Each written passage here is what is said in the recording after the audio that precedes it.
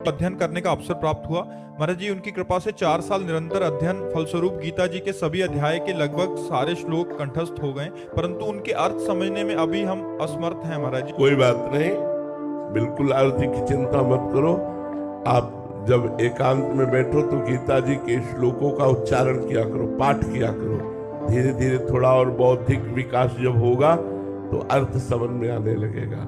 आपको गीता जी जितनी कंठस्थ है, कम से कम एक दिन में एक बार तो पाठ हो ही जाना चाहिए, नहीं फिर आगे चलकर भूल जाओगे। रोज पाठ करो और जितना समय मिले नाम जप करो। आगे चल कर के श्लोक स्वयं भगवत स्वरूप है, आपको खुद समझा देंगे। जो हृदय में अर्थ प्रकट होता है वो अपने आप भगवान देते हैं। इसलिए नाम जप करते रहो और गीता जी का पाठ करते रहो। धन्यवाद, बहुत छोटे बच्चे हो, पूर्व जन्म में कोई तपस्या रही जो इस जन्म में इस अवस्था में आपको ये भगवत मार्ग मिला। चलते रहो, शाबाश, पीछे मत हटना, गंदे बच्चों का संग मत करना, मोबाइल से गंदी बातें मत देखना और सतमार्ग में चलना, ठीक है। महाराज जी, जो अर्थ हमें समझ आ रहा है उससे भी भिन्न अर्थ होता है। हाँ, एक होता है शब्दार्थ, एक होता है वाच्यार्थ, एक होता है भावार्थ, एक होता है रहस्यार्थ। तो जो भजन करने से प्रकट होता है वो रहस्यार्थ प्रकट होता है।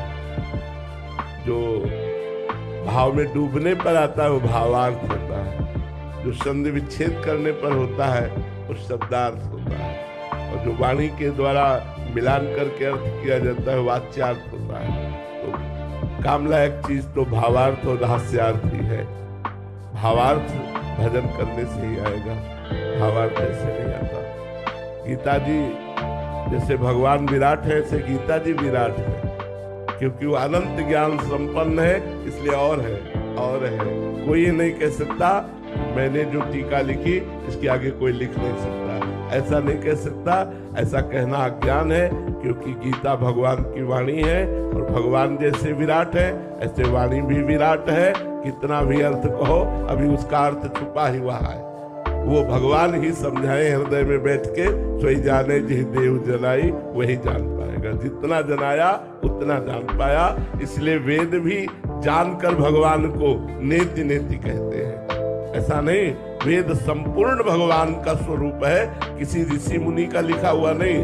भगवान श्री कृष्ण द्वैपायन व्यास देव जी ने तो वेद का विभाग किया, लेकिन वेद अपौरुषेय भगवान का स्वरूप है, स्वयं प्रकट है। वेदवाणी लिखी नहीं गई, वेदवाणी स्वयं प्रकट हुई है और स्वयं भगवान के स्वरूप का वर्णन करती है और पूर्ण भगवान के स्वरूप का